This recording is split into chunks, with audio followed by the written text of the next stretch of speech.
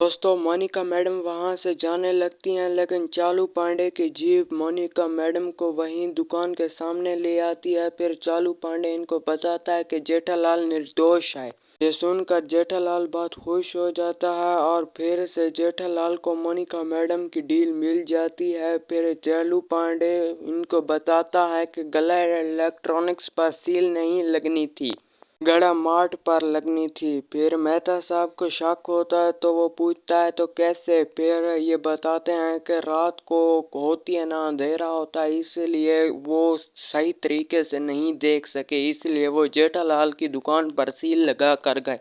और मुझे लगता है कि इस केस में जेठालाल को बहुत ज़्यादा नुकसान नहीं हुआ जैसे हमें पहले दिखाया गया था। और फिर जेठालाल की दुकान का शटल भी खोल देता है बागा। वहाँ पर बागा सेलिब्रेशन के लिए इंतज़ाम किया होता है, लेकिन जेठालाल को लगता है कि कोई इलेक्ट्रिक शॉक लगा है, लेकिन ऐसा नहीं होता। फिर जेठालाल मोनिका मैडम के साथ डील क्लियर करता है और बागा भी उधर बबीता जी की दोस्त को टीवी दिखा देता है।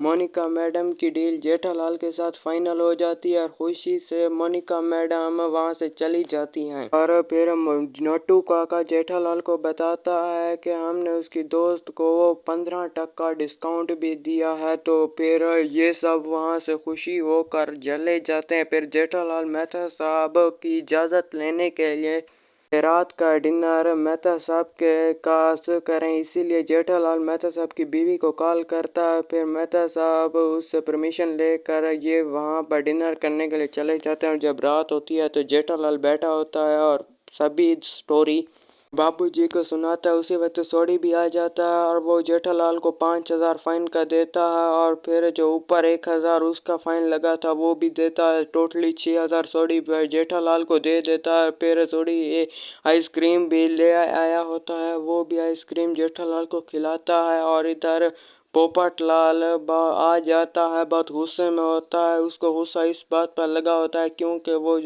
बीड़े की मंगेतर है और इसीलिए वो बीड़े को ढूंढने के लिए जेठालाल के पास आया होता है, क्योंकि बीड़े हर वक्त जेठालाल के साथ झगड़ता है।